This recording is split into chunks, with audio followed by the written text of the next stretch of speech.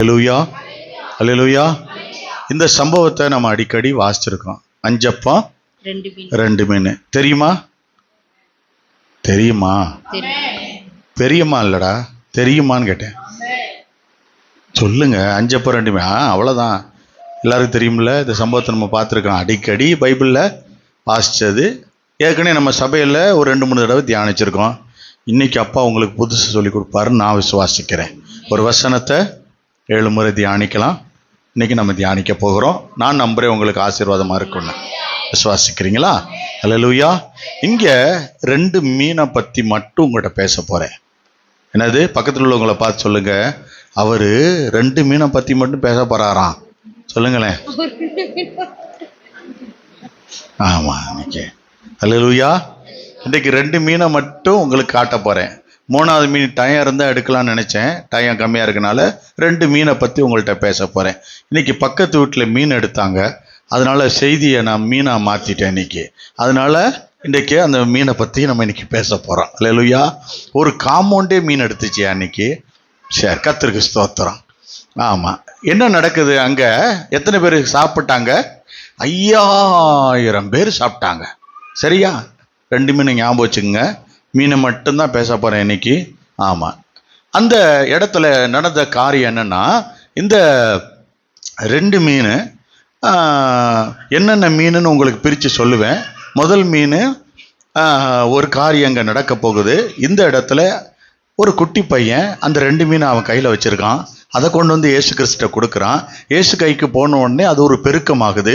அங்கே 5000 புருஷர்கள் சாப்பிட்டு திருப்தி அடைந்து மீதம் 12 கூட எடுத்து வச்சாங்க. அங்கே ஒரு நிறைவு உண்டானுச்சு. இயேசு சொன்னார், அதை மீதம் எடுத்து வைங்கன்னு சொன்னார். மொத்தமாக சம்பளம் வந்தோடனே அம்புட்டி சமைச்சு சாப்பிட்றாதீங்க, கொஞ்சம் நாளைக்கு அடுத்த நாளைக்கு தேவை என்பதை எடுத்து வைங்க. சில பேர் சொல்லுவாங்க, அன்னன்னைக்கு அது எது இருக்குது பாஸ்டர், மிச்சத்தை கர்த்தர் பார்த்துக்குவாருன்னு. பார்த்துக்குவார் தான், இல்லைன்னு சொல்லலை, பார்த்துக்குவார் தான். உங்கள் ஆண்டவர் மிகுதியாக கொடுக்கிறவர் தான். இன்னைக்கு ஏதோ ஒரு காரியத்துக்கு சேர்த்து வைகின்றாரே. நீ சேர்த்து வை, உனக்கு ஒரு பொம்பளை பிள்ளை இருக்கு, சேர்த்து வைன்னு கூட சொல்லலாம். இருக்கீங்களா? அல்லேலூயா. கர்த்தர் சொல்றாரு, நீ சேர்த்து வைக்கணும். இன்னைக்கு உங்ககிட்ட கேட்குறாரு. உங்ககிட்ட ஒருவேளை சின்னதாக கூட இருக்கலாம், என்கிட்ட கொஞ்சம் தான் இருக்குன்னு கூட நீ சொல்லலாம். ஆனால் கர்த்தர் அங்கே சொல்றாரு ஒரு காரியத்தை. அந்த குட்டி பையன், சின்ன பையன், அவன் மத்தியான சாப்பாடுக்கு வச்சிருந்ததை கொண்டு வந்து யார்கிட்ட கொடுத்தான்? ஏசுகிட்ட கொடுத்தான். அவன் கொடுத்துவிட்டு அவன் யோசிச்சிருக்கலாம்ல, மத்தியான சாப்பாடுக்கு என்ன பண்ணுறது, நம்ம வச்சிருந்தது எடுத்து கொடுத்துட்டோமே. நினச்சிருப்பானா? குட்டி பையன் தானே அவன், நினச்சாலும் நினச்சிருந்துருப்பான். என்ன பெரிய ஆளுகளே கொடுத்துட்டு மத்தியான சாப்பாடுக்கு என்னங்க பண்ணுறதுன்னு யோசிக்கிறோம்ல. இப்போ அவன் யோசிச்சிருக்க மாட்டாங்களா? உங்ககிட்ட சின்னதாக இருக்கலாம். அந்த பையன்கிட்ட 2 மீன் இருந்துச்சு. அந்த 2 மீனை இயேசு கையில் கொடுத்தான். இருக்கீங்களா? ஆண்டவர் கையில் கொடுத்தா என்ன ஆகும் தெரியுமா? பெருகும். உங்கள் கையில் உள்ளது ஆண்டவர் கைக்கு வந்துச்சுன்னா பெருகும். உங்கள் வாழ்க்கையானாலும் சரி, உங்களுடைய எந்த வேலை காரியமோ நீங்கள் கையிட்டு செய்கிற காரியத்தை கர்த்தர் கைக்கு கொண்டு வந்துட்டீங்கன்னா பெருக்கத்தை நீங்கள் பார்க்காம போக மாட்டீங்க. சின்னதாக இருக்கலாம், ஒருவேளை உங்களுக்கு ஒரு குட்டி திறமை இருக்கலாம், கர்த்தர்கிட்ட ஒப்பு கொடுங்க. ஒருவேளை பணம் இருக்கலாம், கர்த்தர்கிட்ட ஒப்பு கொடுங்க. கர்த்தர் எல்லாத்தையும் சின்னதாக பார்க்க மாட்டார். அதை பெருக்கத்துக்கு கர்த்தர் அவர் கைக்கு போயிட்டா போதும், ஒரு பெருக்கத்தை ஒன்றை பார்க்க வச்சிருவார். நான் இன்னைக்கு ஆண்டவருடைய நாமத்தில் சொல்கிறேன், பெருக்கத்தை உங்களை பார்க்க வைக்க தான் போகிறாரு. அல்லேலூயா. மீன் இருக்கா? வறுத்து வீட்டில் வச்சுருக்கேன்னு எழுதிடாதீங்க. மீன் இங்கே கையில் இருக்கா? எது மீனுன்னு சொல்கிறேன். உங்கள் கையில் இருக்க மீன் என்னன்னு சொல்கிறேன். ஆமாம், மீன் அந்த பையன் கொடுத்தது போல். அப்போ ஆண்டவர் சொல்கிறாரு ஒரு காரியத்தை, அவர் கையில் வந்தது பெருக்கமாகி மீதம் எடுக்கிறதுக்கு தான் கொண்டு போகும். இருக்கீங்களா? ஆண்டவருக்கு கொடுத்தா அவன் தேவை முடிச்சு ஆண்டவர் என்ன செய்வார் தெரியுமா? மிச்சத்தை மீத கூடைகள் எடுத்து வைக்க சொன்னார்ல. சில இதெல்லாம் ஆண்டவர் என்ன செய்வார் தெரியுமா? அவர் கைக்கு போனோடனே பெருகி உங்களுக்கு மீதம் எடுக்க, முதல்ல உங்களை திருப்தி ஆக்கிடுவார், அப்புறம் மீதம் எடுக்க பண்ணுவார். மீதம் எடுக்க போறீங்க. இந்த பிற ஒரு ஆளுக்கு மட்டும்தான் சாங்ஷன் ஆயிருக்கு. மிச்சவங்கெல்லாம்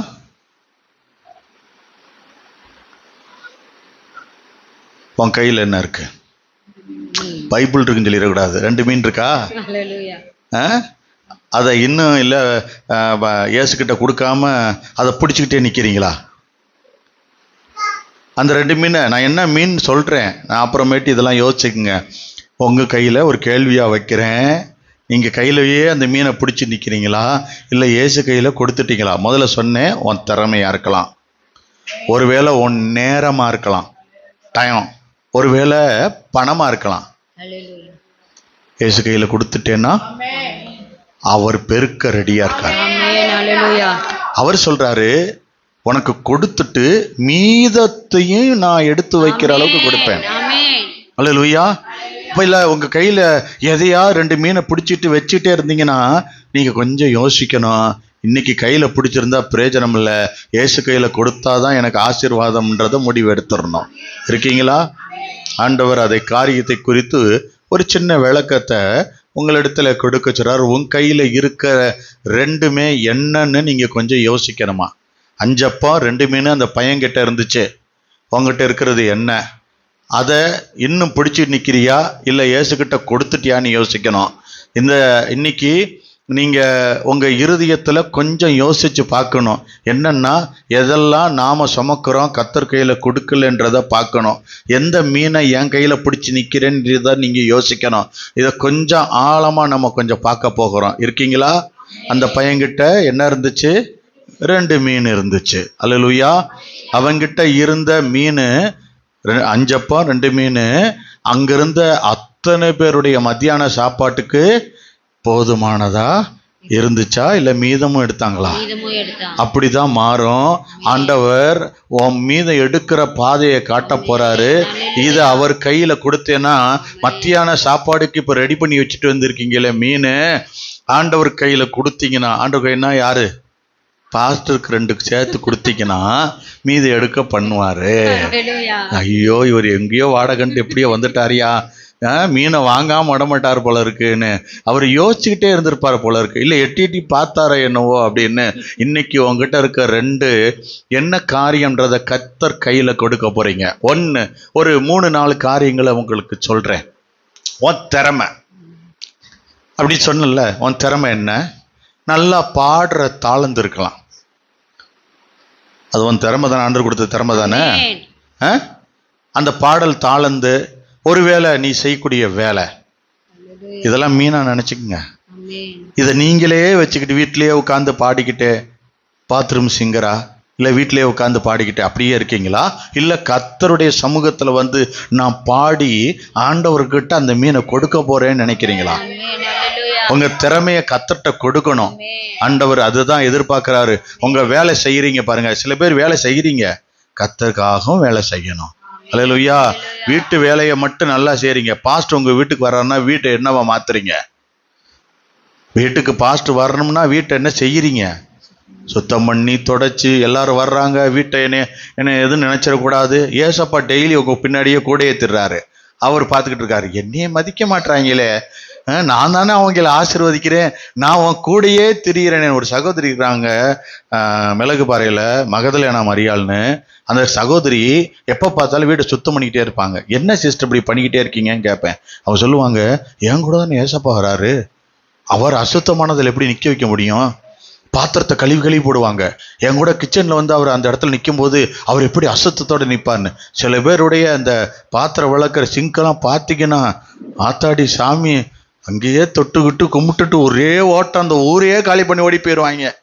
பாத்திரம் மட்டும் 10 வாரமானாலும் அங்கேயே தான் இருக்கும், நிறைஞ்சே இருக்கும். ஏசு எப்படி உன் கூட வருவாரு? கேஸ் ஸ்டவெல்லாம் தொட்டு கும்பிட்டுட்டு போகணும், அந்த அளவுக்கு பல இருக்கும். பார்த்துருக்கீங்களா? மாவு வடிஞ்சு எல்லாம் வடிஞ்சு ஏசு கூட வர்றாரு. வேற எப்படிங்க வருவாரு? சரி வர்றாரு, அவர் பக்கத்தில் பார்த்துருமாங்களே, ஒரு தடவை கூட கேஸ் ஸ்டவை நீ பார்க்கவே இல்லையா? ஒரு தடவை கூட உனக்கு உன்னுடைய சிங்க் உனக்கு தெரியவே இல்லையா? இங்கே நின்று அங்கே நின்னே துதி, கர்த்தர் நல்லவர்.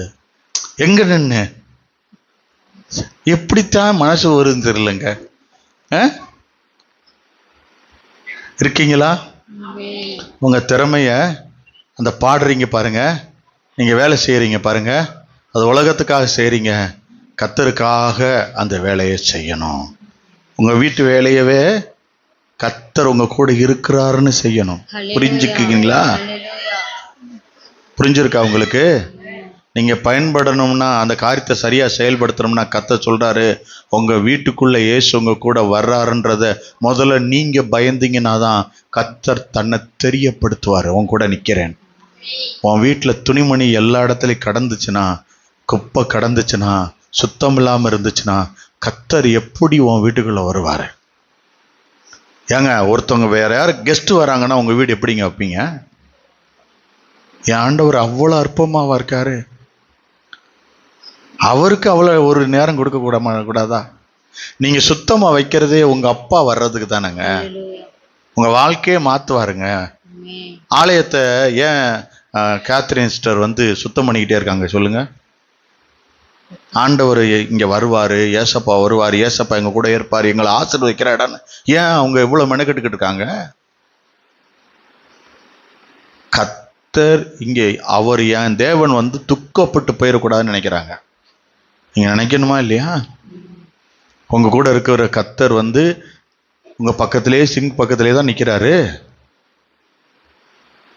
அல்லேலூயா. கர்த்தர் அதை பார்க்கிறார். இன்றைக்கு திறமை இயேசுவுக்கு கொடு. உன் நேரத்தை, ரெண்டாவது காரியம், வாரத்துல எத்தனை மணி நேரம் கர்த்தருக்கு கொடுக்குறீங்க? ஞாயிற்றுக்கிழமை உங்க நேரத்தை கர்த்தருக்கு கொடுக்கணும். சபை கூடி வரும் பொழுது உங்களால நேரம் சரியா என்ன அளவோ அந்த நேரத்தை கொடுத்துட முடியுதா? வர வர மாமியா கழுத போல ஆனாலாம், கேள்விப்பட்டிருக்கீங்களா? உங்களுக்கு தெரியாதுன்னு நினைக்கிறேன் அந்த பழமொழி. லேட்டா வரவங்களுக்குலாம் அந்த பழமொழி தெரியாது, சீக்கிரம் வரவங்களுக்கு மட்டும்தான் தெரியும். ஏன்? நம்ம கர்த்தர் தானே, நம்ம ஆசீர்வாதம் தானே. ஒருத்தர்கிட்ட கேட்டேன், வாயத்திறத்தை கேட்டேன், ஏன் லேட்டா வரீங்கன்னு போய் கேட்டேன். அவங்க சொன்னாங்க, இந்த பாட்டு பாடி எல்லாரும் வர வரைக்கும் நீங்க காத்திருப்பீங்கல்ல, அதனால நான் நீங்க பாட்டு பாடி எல்லாம் முடிக்கிட்டேன்னு மெதுவா வரேன்றார். நீங்கெல்லாம் சேர்ந்து பாட்டி பாடி ஆண்டவரை மகிமைப்படுத்துறது தாயா பாட்டே பாடுறோம்னு சொன்னேன். அப்புறம் அவர்கிட்ட போய், அல்லேலூயா, இருக்கீங்களா? ஆண்டவர் சொல்றாரு, உன் திறமைய கொடு, ரெண்டாவது உன் நேரத்தை கொடு, மூணாவது ஆண்டவர் சொல்றாரு சில காயத்தை உள்ளே வச்சிருக்கியா.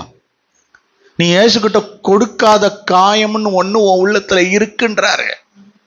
நீ அந்த காயத்தை இயேசுகிட்ட கொடுக்கவே இல்லைன்றாரு.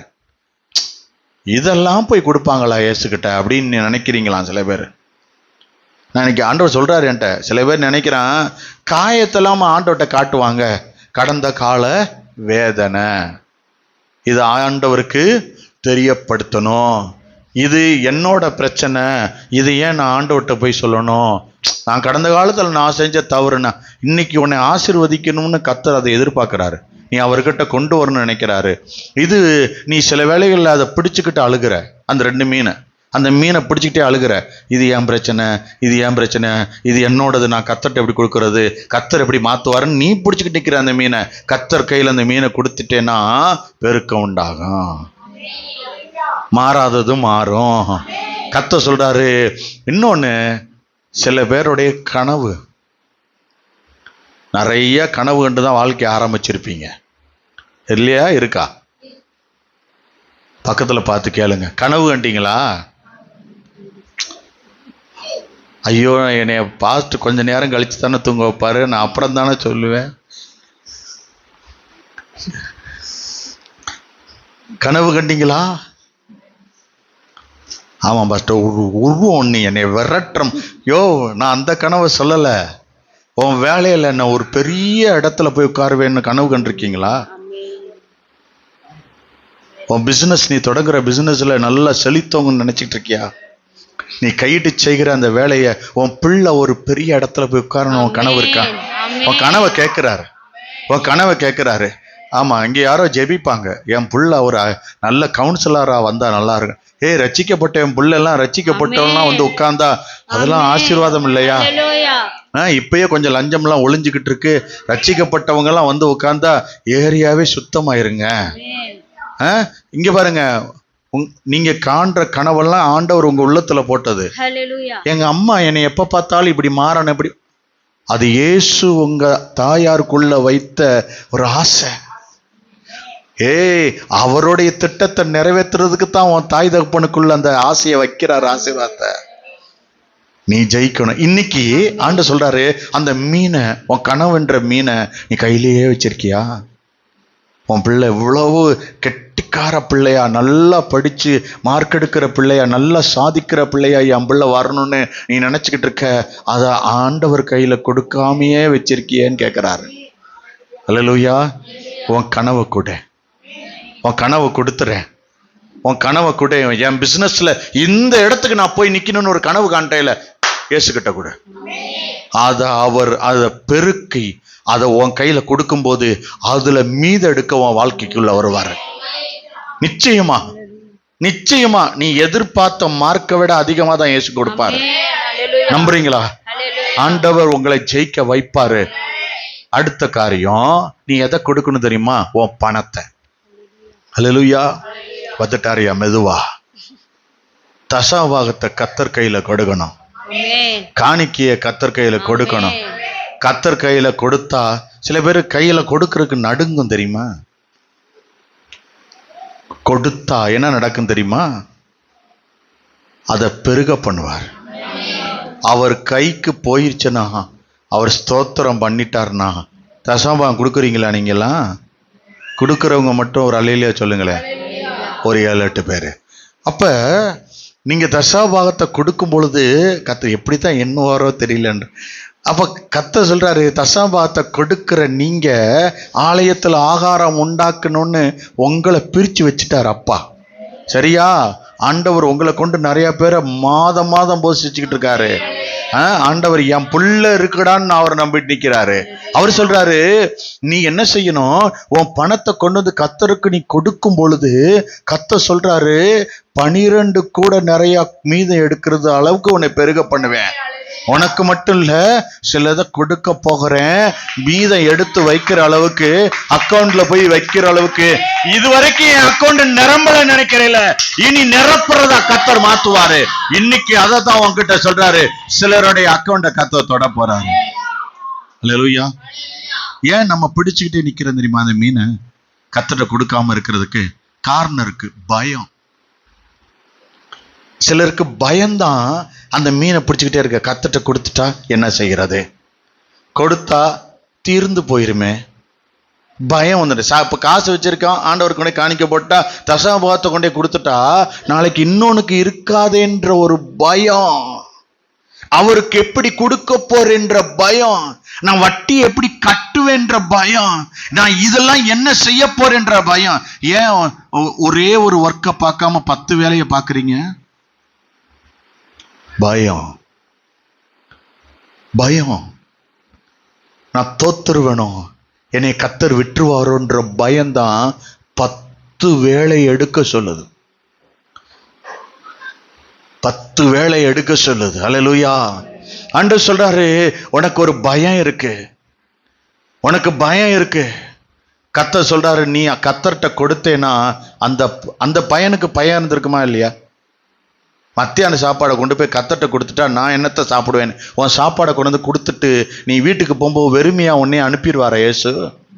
நீ இயேசுக்கு, நான் அந்த மரம் வச்சிருக்கேங்க, இன்னைக்கு கர்த்தர் சமூகத்தில் விதைக்கிறேன்னா, நீ விதைச்சிட்டு போகும்போது உன்னை வெறுமையா விட்டுருவாரா?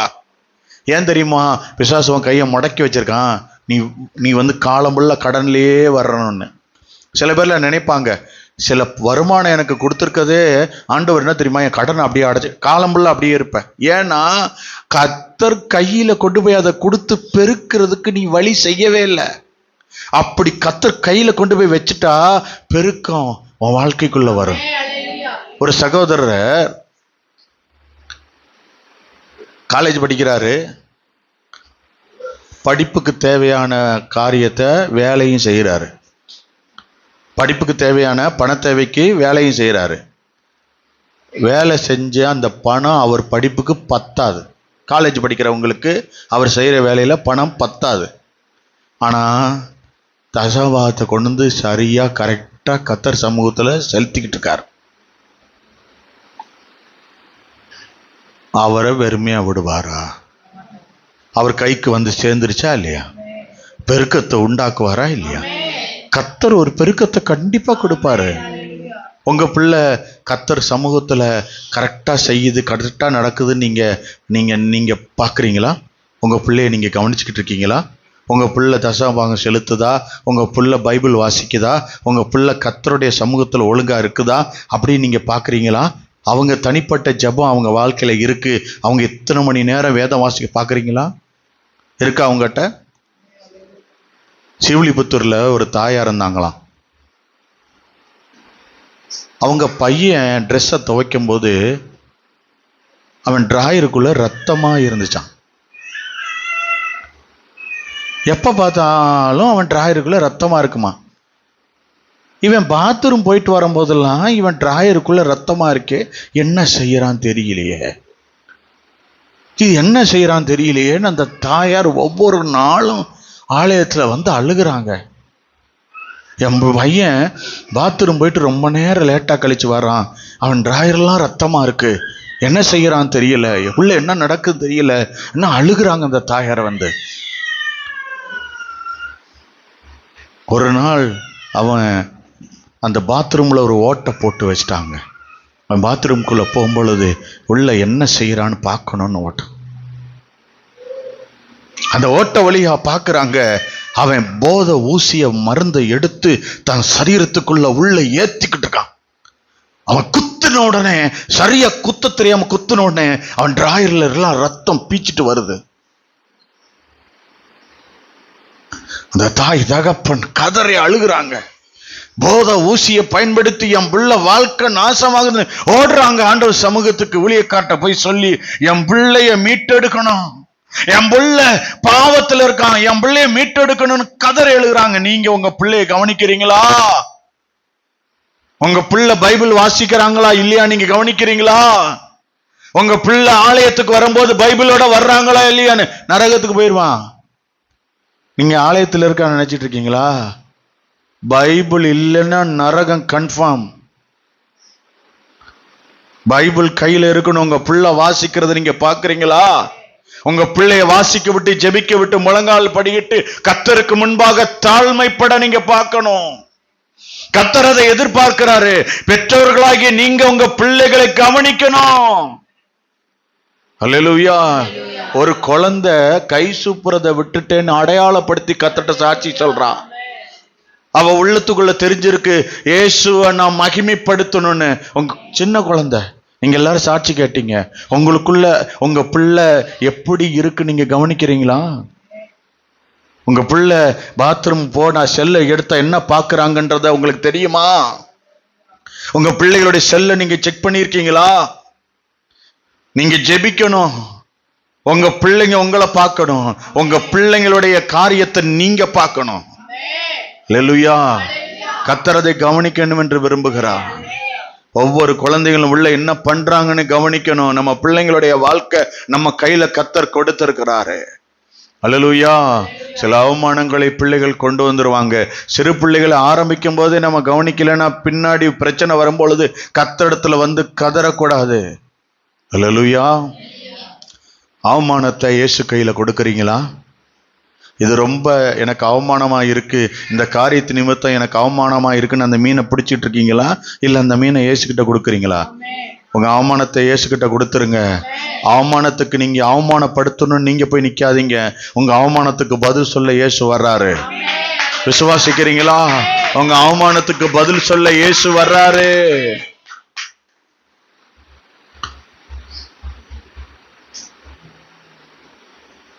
சில இதெல்லாம் நம்மளே கட்டுப்படுத்தி வச்சுக்கிறது. நமக்குள்ள கர்த்தர் கையில கொடுக்காம நானே இதை பார்த்துக்கிறேன். எப்படி? பக்கத்து வீட்டுல இருந்து வாங்கி இந்த வீட்டுக்கு கொடுக்கறது, கடை அவர்கிட்ட வாங்கி இவர்கிட்ட நானே பார்த்துக்கிறேன்றத. முதல்ல நானே பார்த்துக்கிறேன்றதை விட்டுட்டு கர்த்தர் பார்த்துக்குவாருன்னு கொடுங்க. யாரெல்லாம் சும்மா வாயில சொன்னீங்க, உண்மையா சொன்னீங்கன்னா கர்த்தர் இன்னைக்கு ஒரே ஒரு விஷயம் கையை உயர்த்தியா நீங்க பாத்துக்கங்க ஏசப்பா. அப்பாட சொல்ல, அப்பாட சொல்ல, ஏசப்பா நீங்க பாத்துக்கங்க, என் படிப்பை நீங்க பாத்துக்கங்க, என் பிள்ளைய நீங்க பாத்துக்குங்க, என் பொறுப்பு, என் கஷ்டத்தை நீங்க பாத்துங்க, நான் விடுற கண்ணீரை நீங்க பாத்துக்கங்க ஏசப்பா. நான் எவ்வளவோ வியாதியில கஷ்டப்படுறேன் ஏசப்பா, என் கடன்ல போராடுறேன் ஏசப்பா, எனக்கு அடிக்கடி தொந்தரவா இருக்கிற பிரச்சனைகள் எல்லாம் நீங்க பாத்துக்கங்க ஏசப்பா. எத்தனை பேர் விசுவாசிக்கிறீங்க? ஏசப்பா கேட்டுட்டாரு. கரங்களை தட்டி மகிமைப்படுத்துங்க. கண்டிப்பா உங்க பிரச்சனை மாறுது. உங்க பிரச்சனையை இயேசு பொறுப்பெடுத்துக் கொண்டார், அது மாறுகிறது. அல்லேலூயா. இயேசு சொல்றாரு, நீங்க பாத்துக்கங்கன்னு அவங்க கையில கொடுத்துட்டீங்கன்னா ஆண்டவர் உங்க ஆசையை கூட மாத்துவாராம், ஆசீர்வாதமா கொடுப்பாராம். நீங்க பாத்துக்குங்கன்னு விட்டு கொடுத்துட்டேன்னா கர்த்தர் பாத்துக்குவாரு. இயேசு கொடுக்கும்படி கொஞ்சம் கிட்ட போயிடணும். இயேசு கையில கொடுக்கறதுக்கு கொஞ்சம் கிட்ட போயிடணும். கிட்ட போய் என்ன நடக்குதுன்னு நீ பார்க்கணும். இருக்கீங்களா? யோவான் 6ஆம் அதிகாரம் 11வது வசனம் வாசிங்களேன். இயேசு கிட்ட கொடுத்தா என்ன நடக்கும்? இயேசு அந்த அப்பங்களை எடுத்து ஸ்தோத்திரம் பண்ணி சீசரிடத்தில் கொடுத்தார். சீசர்கள் பந்தி இருந்தவர்களுக்கு கொடுத்தார்கள். ஸ்தோத்திரம். அப்படியே மீன்களையும் அவர் எடுத்து அவர்களுக்கு வேண்டிய மட்டும் கொடுத்தார். ஆண்டவர் என்ன செய்ய போறாரு தெரியுமா? இயேசு கிட்ட கொடுத்த உடனே, நீங்க இயேசு கிட்ட கொடுத்த உடனே இயேசு ஊழியக்கார்ட்ட கொடுத்து அவர் உங்ககிட்ட கொடுக்க வைப்பாரு. அல்லேலூயா. நீங்க அவர்கிட்ட தான் கொடுக்கணும். அப்பதான் ஆண்டவர் எண்ணெய் வச்சு உங்ககிட்ட கொடுக்க வைப்பாரு. 3 வேளையும் போஷிப்பாரு. ஒரு குறையும் இருக்க மாட்டீங்க. நானும் ஊழியக்காரனா உங்களை ஆசீர்வதிக்கிறேன், ஒரு குறையும் இருக்காது. நீங்க நல்லா இருப்பீங்க. ஆண்டவர் உங்களை அப்படி ஆசீர்வதிப்பாரு. ஆண்டவர்கிட்ட போயிட்டா 3 வேளையும் ஒரு பஞ்சமும் ஒரு தரித்திரியமும் ஒரு காரியம் இருக்காது. ஏசு ஆசீர்வதிப்பார். அவர் கையில எடுத்துட்டார்னா அவர் பொறுப்பு எடுத்துட்டார்னு அர்த்தம். இருக்கீங்களா? அவர் கையில நீங்க கொடுத்தது எடுத்துட்டு எத்தனை பேர் நம்புறீங்க? நீ கை உயர்த்திட்டல, உனக்கு நீ எல்லாத்தையும் கொடுத்துட்டது உண்மைதானே? உங்க பிள்ளைய ஒப்பு கொடுத்துட்டீங்கல்ல, அவர் பொறுப்படுத்துற நம்புறீங்களா? அப்ப ஆண்டவர் இயேசு கிறிஸ்து சொல்றாரு, அப்ப நான் அதை பொறுப்பெடுத்துட்டேன்னு நீ நம்பு. உன் பிள்ளைய பொறுப்பெடுத்துட்டேன்னு நீ நம்புறீங்களா? ஆண்டவர் கையில போயிருச்சு. உன் பிள்ளைய இயேசு பொறுப்பெடுத்துட்டாரு. பிள்ளைக்கு அவர் கேரண்டி. அவர் கையில பொறுப்பு போயிருச்சு. பேசுறது நாங்க, தண்ணி குடிக்கிறது நீங்களா? அல்லேலூயா. இயேசு எவ்வளவு நல்லவரா இருக்கிறா பாருங்க. கர்த்தர் இன்றைக்கு சொல்றாரு, உன்னை பொறுப்பெடுத்துக்கிறேன். உன் கல்யாண காரியத்தை நான் பொறுப்பெடுத்துக்கிறேன். உன் பிள்ளையின் காரியத்தை பொறுப்பெடுத்துக்கிறேன். உன் வீட்டை கட்டுற காரியத்தை நான் பொறுப்பெடுத்துக்கிறேன். நான் எடுத்துட்டேன்னா நீ நம்பினேனா நீ கவலையே படாமரு. ஸ்தோத்திரம் பண்ணி சின்ன காணிக்க நீ விதைச்சிட்டேல, கர்த்தர் அதை ஆசீர்வதிக்க போறாராம். ஏன் நீ சின்னதை விதைச்சேல, அதை ஆசீர்வதிக்க போறாராம். ஆசீர்வதிக்க விரும்புறாரு, ஆசீர்வதிக்க போறாரு, ஆசீர்வதிக்க போறாரு. இந்த காணிக்க பட்டியல நீ கொஞ்சோண்டு விதைச்சேல, குட்டிய விதைச்சேல, கர்த்தர் அதை ஆசீர்வதிக்க போறாராம். பாருங்க, உங்க ஊழியக்கார் எப்ப பார்த்தாலும் 10 ரூபா தான் போடுறாங்கன்றாரு. ஆனா குட்டிய ஆசீர்வதிப்பேன் எங்க அப்பா நிக்கிறாரு பாருங்க. எவ்வளவு நல்லவர் பாருங்க. ஏன்னா இந்த பட்ஜெட் இதெல்லாம் பிரிக்கிறோம்லமா செலவுக்கலாம். அப்ப பார்க்கும்போது என்னையா 170 எங்கேயா 10, 150 ரூபாய் எப்படியா 10 ஒவ்வொருவனையும் ஊழியக்காரன் பார்த்துட்டு கத்தட்ட புலம்பிட்டு போறான். இன்னைக்கு சொல்றாரு, அந்த குட்டியமும் நான் ஆசீர்வதிப்பேன்றார். அவர் பார்க்கிற பார்வை பார்த்தீங்களா எவ்வளவு மேன்மையா இருக்குன்னு?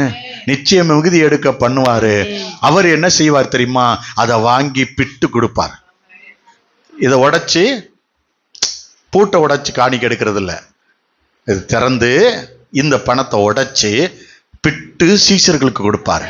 இதை பிட்டு யார் யாருக்கு கொடுக்கணுமா அவங்களுக்கெல்லாம் கொடுத்துரு. சிஸ்டர் இருக்கீங்களா? இங்க கவனிச்சுட்டு இருக்கீங்களா? உங்க பிள்ளைய கர்த்தர் பார்த்துக்குவாரு. உங்க பிள்ளை கல்யாணத்தை கர்த்தர் பார்த்துக்குவாரு. உங்க குழந்தைய கர்த்தர் பார்த்துக்குவாரு.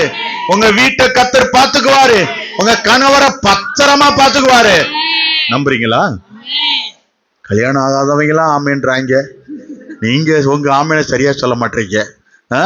உங்க வீட்டுக்காரருக்கு சரியா பார்த்துக்குவாராங்கன்னு அவங்க முன்னாடி ஓடியாந்து ஆமே இப்பயே சொல்லி வச்சுட்டாங்க. சரி, நல்லா இருப்பீங்க.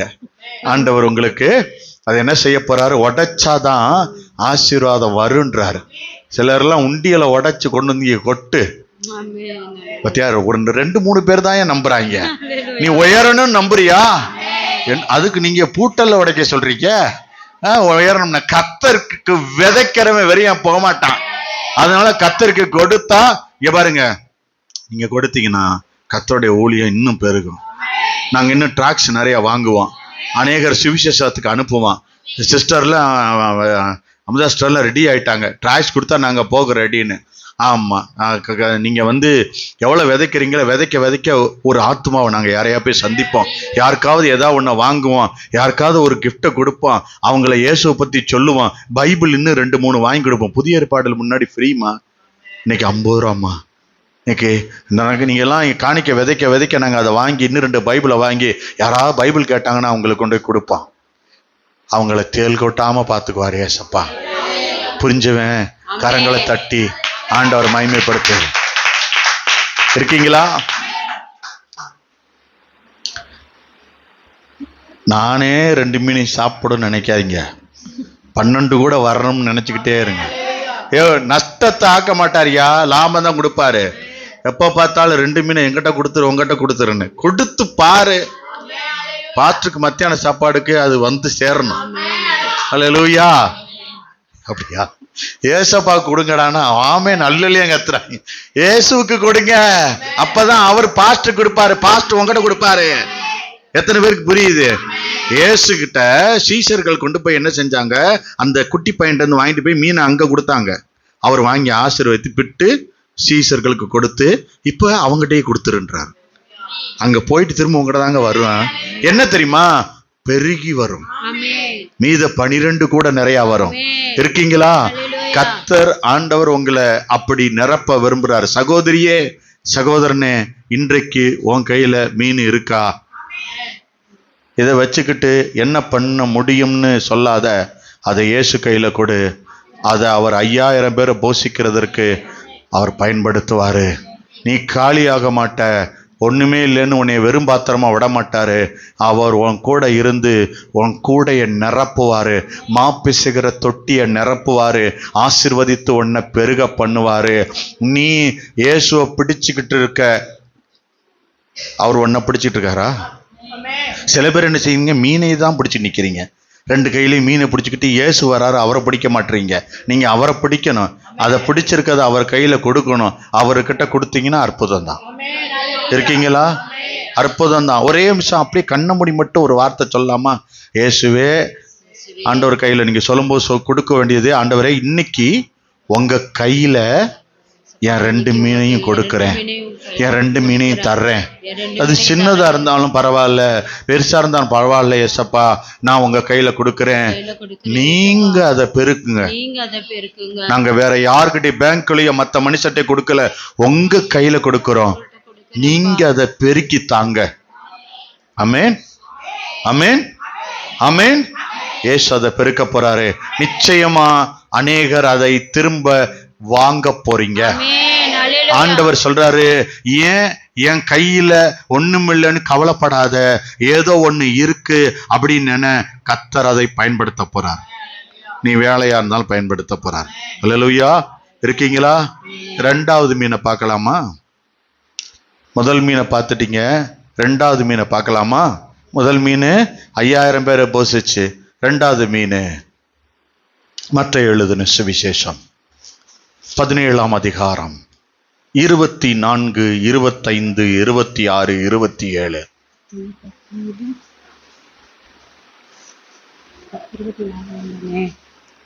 அவர்கள் கப்பர்நகூமில் வந்தபோது வரிப்பணம் வாங்குகிறவர்கள் பேதுருவினிடத்தில் வந்து, உங்கள் போதகர் வரிப்பணம் செலுத்துகிறதில்லையா என்று கேட்டார்கள்.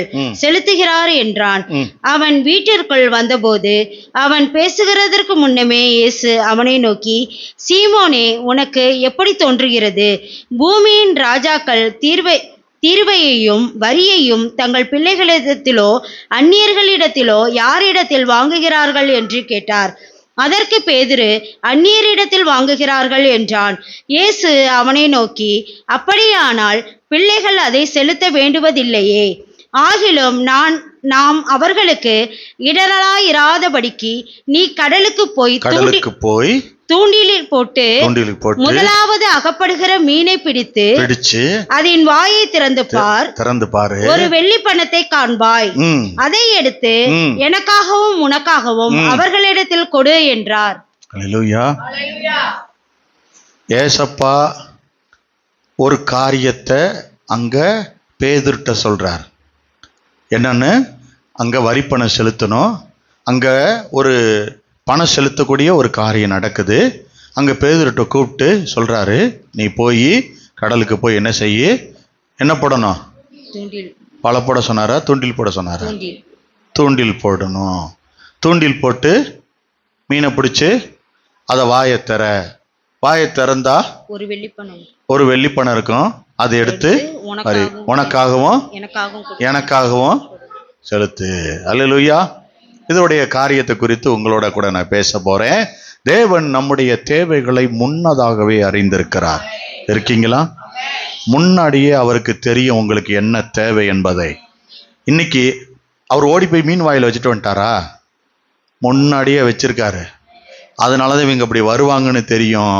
அதனால சொல்றாரு, நீ போய் தூண்டில போடு, ஃபர்ஸ்ட் பிடிக்கிற மீனை பாஸ்டர்ட்ட கொடுத்துட்டு, ரெண்டாவது அந்த மீனை பிடிச்சு வாயை திறந்து வெள்ளி பணத்தை எடுத்து, மீனை வாங்காம விட மாட்டாங்க போல இருக்கு, தெரியாம இன்னைக்கு மீன் எடுத்துட்டேன், இன்னைக்கு மீன் செய்தியா வரும் இன்னைக்குன்னு பார்த்து கும்பலாவா காம்பவுண்டு நிறைய வாங்குவீங்க. ஆமா, வாயை திறந்து வெள்ளி பணத்தை, வெள்ளி கிடைக்க போகுதுங்க. வெள்ளி வேணுங்கன்றவங்க எல்லாம் மீனை கொடுத்துருங்க. ஏசுகிட்ட கொடுத்துட்டீங்கன்னா அவர் வெள்ளியை தருவார். ஆண்டவர் சொல்றாரு, ஒரு காரியத்தை முன்னாகவே ஆண்டவர் மீன் வாயில உனக்கு தேவையானதை வைக்க போறார், காசை வைக்க போறார். அல்லேலூயா. காசை அங்கே கேசு வைக்க போறார். இன்னைக்கு உங்க எல்லார் தலையிலையும் எண்ணெய் வைக்க போறேன். ஆமா, நிறைய பேருடைய வியாதிக்கு முடிவு இந்த மாசத்தோட வரப்போகுது. நிறைய பேருக்கு அற்புதம் நிரந்தரமா வரப்போகுது. இந்த 8வது மாசம், அடுத்த மாசம் பரிபூரண ஆசீர்வாதத்தை நீங்க சுதந்திரிக்க போறீங்க. நான் எல்லார் நெத்திலும் எண்ணெய் வச்சு செபிச்சு ஆண்டவர் சொன்ன வசனத்தை நிறைவேற்ற போறேன். நீங்க எல்லாம் நல்லா இருக்க போறீங்க. உங்க பிள்ளைங்க எல்லாம் மாற போறாங்க. நீங்க எல்லா காரியத்திலையும் நிச்சயமா உங்க கட்டெல்லாம் எரிஞ்சு போகுது. நிறைய பேர் தெய்வீக சுகத்தை பெற போறீங்க. கர்த்தர் உங்களை சாட்சி ஆக்க போறாரு. அல்லேலூயா. அங்க ஒரு காரியம் நடந்துச்சு. பேதுரு கீழ்ப்படிந்தான். என்ன சொன்னான் தெரியுமா? நான் முதல் ஆளா நான் ஆலயத்துல நான் அப்படி இருக்கேன் இப்படி இருக்கேன்னு சொல்லல. அவர் சொன்ன வார்த்தைக்கு கீழ்ப்படிஞ்சான். அவங்க என்ன செஞ்சான்? அவன் அற்புதத்தை பார்க்கணும்னா அவன் என்ன செஞ்சிடணும்? கீழ்ப்படிஞ்சிடணும். அவன் வழியா உள்ள போயிட்டு, பேதுரு போய் வலைய போடல, காசு அதுக்கு கிடைக்கிறதுக்கு ஒன்றும் செய்யல. ஆண்டவர் சொன்னாரு மீனை போடுனா. ஏன்னா வலைய போட்டா ஒரே இதை போட்டு அப்படி மொத்தமா இழுத்துடலான்னு ஆண்டவர் வலைய போட சொல்ல. இவன் கீழ்ப்படுகிறான்னு பார்த்து தூண்டில படைச்சினார். ஒரே ஒரு மீன் பிடிக்கிறதுக்கு வெயிட் பண்ணணும். மீன் எப்போ மாட்டுதோ அது வரைக்கும் வெயிட் பண்ணணும். ஒரு காரியத்தை சொல்றேன், கடல் எவ்வளோ ஆழமா இருக்கும். ஒரே ஒரு தூண்டில போட்டுட்டு உட்காரணும்னா எவ்வளோ ஆழத்துக்கு உள்ள தள்ளணும். எவ்வளவு சிஸ்டர் சொல்லுங்க சிஸ்டர், உயிரை கொடுத்து பிரசங்கம் பண்றேன் சிஸ்டர், காப்பாத்தி விடுங்க சிஸ்டர். வாய தெர அப்படின்னு சொல்லி மீனை வந்து கூப்பிட்டு சொல்ல முடியும்? அங்க போய் என்ன செய்யணும்? ஆண்டவர் கீழ்ப்படுகிறானான்னு பார்த்தாரு. அல்லேலூயா. நம்ம கீழ்ப்படிஞ்சிட்டோம்னா ஆண்டவர் சொல்றாரு, உன் கடனுக்கு ஒரு வழியை நான் ஏற்படுத்துறேன். ஆண்டவர் நம்ம கடமைகளை செய்யறோம் அப்படின்னு நினைக்க கூடாது. எவ்வளோ ஆழம் இதெல்லாம் என்னால செய்ய முடியாதுங்க. என்னென்ன தெரியுமா? அந்த சீரியல் டயம் இருக்கு பாருங்க, அந்த டயத்துல நம்மளால வேற எந்த வேலையும் செய்ய முடியாது. விளம்பரம் போடும்போது தான் செய்ய முடியும். அதுதான் உங்களுக்கே தெரியுமே. ஆண்டவர் சொல்றாரு, அந்த டயத்தை எனக்கு கொடு, நான் உனக்கு வெள்ளி பணம் தரேன், உன் கடன் அடைக்கிறதுக்கு ஒரு வழி சொல்றேன், உனக்கும் எனக்கும் சேர்த்து. அப்படின்னா ஆலயத்துல காணிக்க போடுறதுக்கும் உனக்கு ஒரு வழி சொல்லுவேன், உனக்கும் தேவைக்கும் ஒரு வழி சொல்லுவேன். இருக்கீங்களா? ஆண்டவர் உங்களுக்கு ஒரு காரியத்தை செய்யணும்னு நினைக்கிறாரு. உங்க கடனை தீர்க்க நினைக்கிறாரு. ஆண்டவர்கிட்ட உங்க பொறுப்பை விட்டுருங்க. வரி பணத்தை அவர் தருவாரு, டாக்ஸ் அவர் கட்டுவாரு. ஆண்டவர் சொல்றாரு, நீங்க கீழ்ப்படுகிறீங்களா இல்லையான்னு கர்த்தர் உங்க கையில பாக்குறாரு. நிறைய கடன் அடைக்க வேண்டிய தேவைகள் இருக்கா இல்லையா? அப்ப ஆண்டு சொல்றது கீழ்ப்படியணுமா இல்லையா? நீங்க கீழ்ப்படிஞ்சா கர்த்தர் உங்க கையில எல்லாத்தையும் கொடுப்பாரு. உங்க வாழ்க்கையில வரி மாதிரி என்னென்ன தேவை இருக்கு? கடன் இருக்கா? கடன் பிரச்சனை இருக்கா? ஆண்டவர்கிட்ட கொடுத்துருங்க. ஆண்டவர் அதுக்கு ஒரு வழி வச்சிருக்காரு. நீங்க நம்புனீங்கன்னா தயாராயிருச்சுன்னு அர்த்தம். மீன் வாயில போய் அப்பயே வச்சாரா இல்ல முன்னாடி வச்சுட்டாரா? அப்போ உன் பிரச்சனைக்கு முன்னாடி வழி ரெடியா இருக்கா இல்லையா? ஏய், முன்னாடி ஏதோ பண்ணி வச்சுட்டாரு, நீ நம்பு. இன்னைக்கு அதனாலதான் உன்னை கூட்டிட்டு வந்து சொல்றாரு, மீனுக்குள்ள அப்போ வைக்கல, உன் பிரச்சனைக்கு அங்க ஒரு வழி வச்சுட்டாரு. ரெடியா தான் இருக்கீங்களா? கர்த்தர் சொல்றாரு, உன் தேவைய முன்னாடியே நான் ரெடி பண்ணி வச்சுட்டேன். உன் மீன் வாயை திறக்க வேண்டியதுதான், அங்கே ரெடி ஆயிரும். கர்த்தர் உன்னை காட்டுறாரு, நீ கீழ்ப்படிஞ்சு போனேன்னா உனக்கு ஒரு காரியம் அங்க சம்பவிக்கும். கர்த்தர் கொடுக்க வல்லவராய் இருக்கிறாரு. அல்லேலூயா. இருக்கீங்களா? அப்ப ஆண்டவர் எப்படி வர்றாரு? முன்னாடியே உனக்காக ஏற்படுத்தி வைக்கிறவராய் இருக்கிறாரு. இருக்கீங்களா? இது உங்க டைம், உங்களை குணமாக்குற நேரம். கர்த்தர் உங்களுக்கு முன்னாடியே சுகமளிக்கிற வல்லமை ஆலயத்தில் வச்சுட்டாரு. உங்க தேவைகளை சந்திக்க முடிவெடுத்துட்டாரு. ஒரு சில பேருக்கு சமாதானம் இல்லாம இருக்கீங்க, அந்த சமாதானத்தை ஆலயத்தில் ரெடி பண்ணி வச்சுட்டாராம். ஏன் எப்படி அப்படி நீங்க உங்களுக்குள்ள தோணலாம். ஆண்டவர் நேரத்துக்கு முன்னாடி வேலை செய்யறவர். இருக்கீங்களா? வரிய கேட்ட அவங்களுக்கு தெரியும், ஆனா அவங்களுக்கு முன்னாடியே மீன் வாயில காசை வச்சவர். இன்னைக்கு ஆண்டவர் உனக்கு என்ன தேவைன்றது அவருக்கு தெரியும். நாளைக்கு அதை உனக்கு ஆண்டவர் ரெடி பண்ணி வச்சுட்டாரு. வைக்க போறாருல்ல, முன்னாடியே வச்சுட்டாரு. அது உனக்கு முன்னாடி ரெடியா தான் இருக்குன்றாரு. அல்லேலூயா. கடல் போல பெருசா இருக்கும், இது எப்படி எடுக்கிறது நீ நினைப்ப. ஆண்டவர் சொல்றாரு, வாயை திறக்க வைக்க வேண்டியது என் வேலை, மீன் உனக்கிட்ட கொடுக்க வேண்டியது அதோட வேலை. நான் திட்டத்தை முன்னாடியே போட்டு வச்சுட்டேன்றாரு. நம்ம பிரச்சனைக்கு 6 மாசத்துக்கு முன்னாடியே முடிவெடுத்து வச்சுட்டாராம். இருக்கீங்களா? 6 மாசத்துக்கு முன்னாடியேன்னா அது எப்படிங்க? என்னங்க, அப்ப ஜனவரி மாசம் ஏதோ பேசியிருக்காரு, ஏதோ ஒண்ணு முடிவு இந்த மாசத்துல எடுத்து இந்த மீதி இருக்க 6 மாசத்துல நீ துக்கித்து வந்து நிப்பன்னு முன்னாடி 6 மாசத்துக்கு முன்னாடி திட்டம் வச்சுட்டாராம். இருக்கீங்களா? அப்ப ஆண்டவர் உங்ககிட்ட சொல்றாரு, முன்னாடியே அதுக்கான தீர்வை ஆண்டவர் ரெடி பண்ணி வச்சுட்டாராம். இருக்கீங்களா? விசுவாசிக்கிறவனுக்கு தான் நடக்கும். ஆபிரகாம் ஈசாக்க மலை மேல வழி செலுத்த போனான். ஆட முன்னாடியே வச்சாரா இல்லையா? முன்னாடியே ஏதோ ரெடி பண்ணி வச்சுட்டாரு. அப்போ உன் பிள்ளைக்கு ஏதோ ஒண்ணு முன்னாடியே ரெடி பண்ணி வச்சுட்டாரு. நம்புறியா? பெஸ்ட் மார்க்கை செலக்ட் பண்ணி வச்சுட்டாரு. உன் பிள்ளைக்கு கொடுக்க வேண்டியதை உனக்கு கொடுக்க வேண்டியதை செலக்ட் பண்ணி வச்சுட்டாரு. நீ கவலைப்பட தேவையில்லை. தம்பி, தங்கச்சி, அக்கா, அண்ணே எல்லாம் இருக்கீங்களா? நீங்க கவலைப்பட தேவையில்லை. இன்னைக்கு கடனுக்கு நான் என்ன செய்வேனோன்னு அழுகாதீங்க. கர்த்தர் அந்த கடனை அடைக்கிறதற்கு சில மீனுடைய வாயில அந்த வெள்ளி பணத்தை வச்சாச்சு. நீ போய் வலைய போட்டு தூண்டில போட்டு எடு. கர்த்தர் உனக்கு வேண்டியதை பாக்கி இல்லாம தருவாரு. நம்புறீங்களா? உன் பிள்ளையோட பீஸ் கட்டுறதுக்கு பணம் இல்லைன்னு கவலைப்படாத. கர்த்தர் அதை பாத்துக்காராம், ரெடி பண்ணி வச்சுட்டாராம். ஆண்டவர் ஏற்கனவே ஒருத்தர் மனசுல பேசிட்டாரு. ஒருவேளை உன் வீட்டுக்கு வரலாம், ஒருவேளை வரலாம், பேசி வச்சுட்டாரு, வரலாம். கர்த்தர் உன் கவலையை தீர்க்க போறாரு. உன் கிட்ட வர போறாங்க. உன் நோய்க்கு மருந்து ஏற்பாடு பண்ணி வச்சுட்டாரு. கர்த்தர் அதை கொடுக்க போறாரு. இந்த நல்ல மருத்துவர் சுகமாக்க போறாரு. உனக்கு ஏற்பாடு பண்ணி வச்சுட்டாரு. ஆண்டவர் சொல்றாரு, ஏற்கனவே நான் ஒரு டாக்டர், நான் அதை ஏற்பாடு பண்ணி வச்சுட்டேன், மருந்தை கண்டுபிடிச்சு வச்சுட்டேன், நீ அதை வாங்கிக்க. கர்த்தர் உன்னை சுகமாக்குறாரு. கர்த்தர் உன் கடனை திக்கிறாரு. கர்த்தர் எல்லாத்தையும் மாத்த போறாரு. ஒரு ஆமேன், ஒரு ஆமேன். நம்ம தேவன் முன்னாடி ஓடுறவரு. என்னங்க முன்னாடி ஓடுறவரு இருக்கீங்களா? நம்மெல்லாம் பிரச்சனை வந்தோடனே ஓடிடுவான் விட்டுட்டு.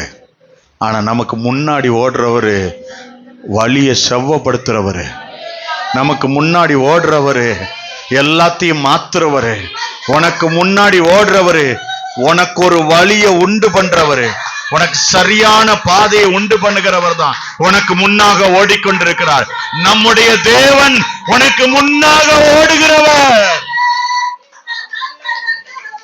அல்லேலூயா. ஏற்கனவே ரெடி பண்ணி வச்சுட்டாரு. என்ன தெரியுமா? முன்னாடியே ஓடி போய் அதெல்லாம் செஞ்சு வச்சிருவாரு. உன் நோய்க்கு மருந்து இல்லைன்னு நினைச்சிடாது, இருக்கு இருக்கு.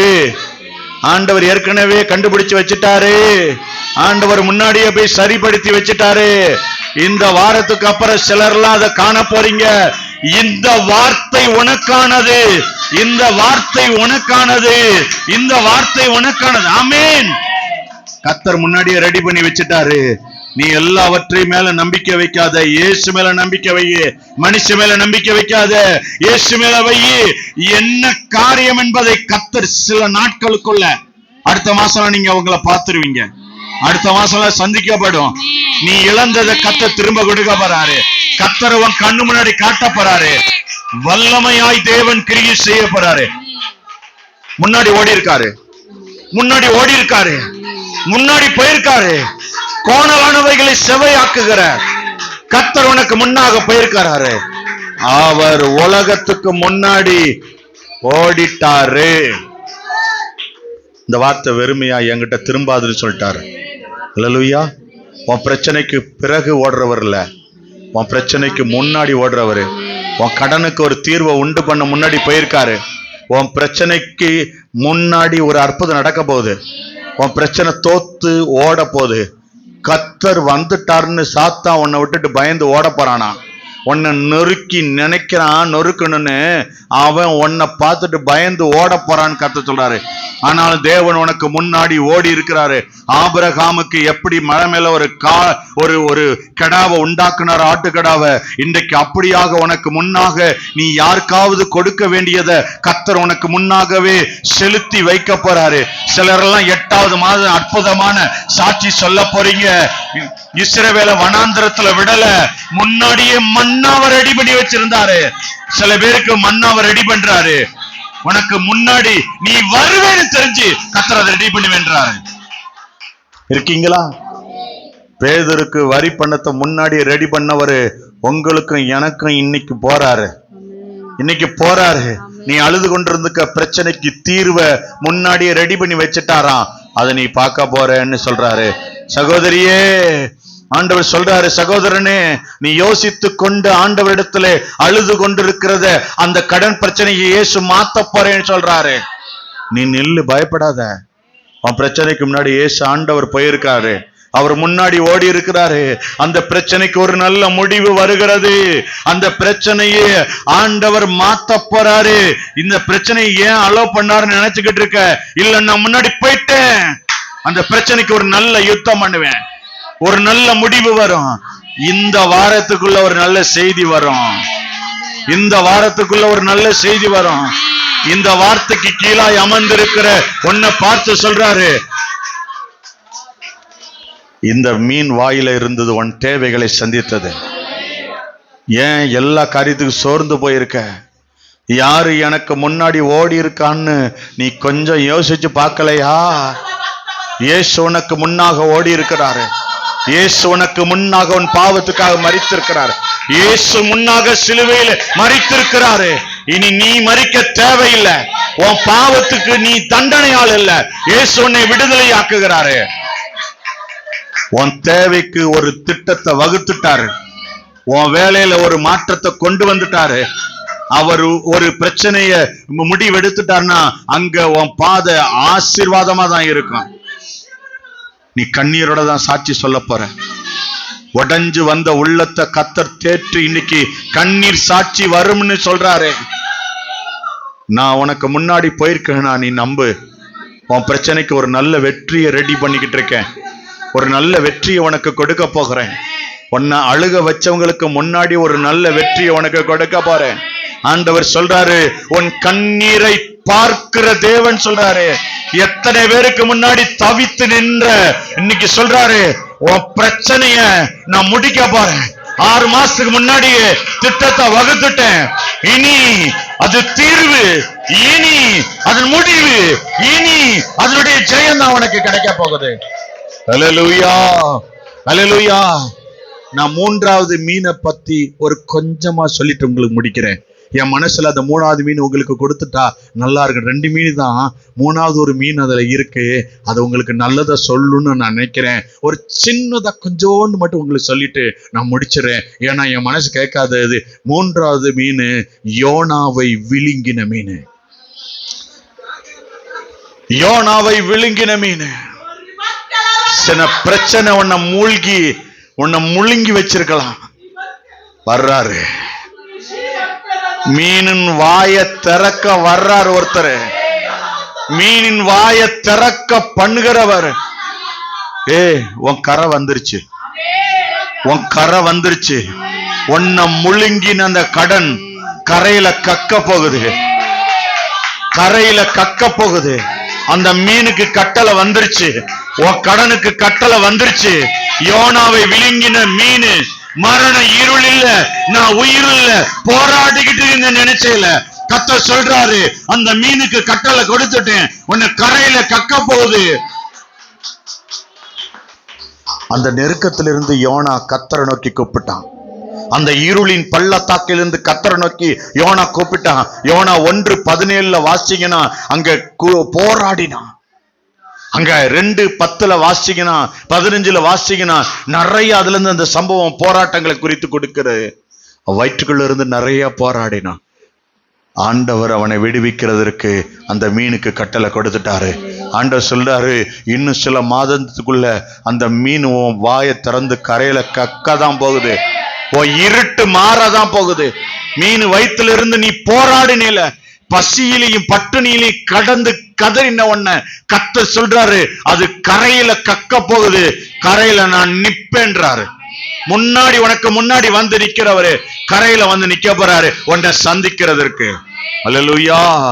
இன்றைக்கு நீ மீன் வயிற்றில் இருக்கிறது மாதிரி சில பிரச்சனை சூழ்நிலைகளுக்குள்ள, கடனுக்குள்ள, நோய்க்குள்ள, குடும்ப பிரச்சனைக்குள்ள, என் பிள்ளையோட போராட்டத்துக்குள்ள நிக்கிறேன். ஆண்டவர் சொல்றாரு, நீ ஜெபம் பண்ணு, நீ உள்ள இருந்து கர்த்தரை நோக்கி கூப்பிடு, அவர் உன்னை வெளியே கொண்டு வராரு. அந்த மீன் வாயிலிருந்து இயேசு இன்னைக்கு வெளியே கொண்டு வராரு. அந்த வெளியே வர்ற நீ இயேசு உன்னை வெளியே கொண்டு வர்றாரு. இந்த 3 மீன்களும் உன் வாழ்க்கைக்குள்ள எப்படிலாம் இருக்கோ கர்த்தர் சொல்றாரு வெளியே வருது. 2 மீன் உன் கிட்ட இருந்தா கர்த்தர்ட்ட கொடுத்துரு.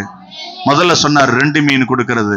அடுத்து 1 மீன் வந்தாரு, அது வாயில ஒரு வழிய வச்சிருக்காரு, வெள்ளி பணத்தை. நீ கர்த்தருடைய வார்த்தைக்கு கீழ்ப்படிஞ்சேனா 1 மீன் உன் வெள்ளி பணத்தை உன் தேவைகளை கொடுக்க போகுது. அடுத்து இந்த யோனாவுடைய வாழ்க்கையில ஒரு பெரிய மீன் வந்துச்சு. அந்த பெரிய மீன் கடனோ வியாதியோ பிரச்சனையோ அது ஒண்ணு விழுங்கிட்டு உட்கார்ந்து இருந்துச்சு.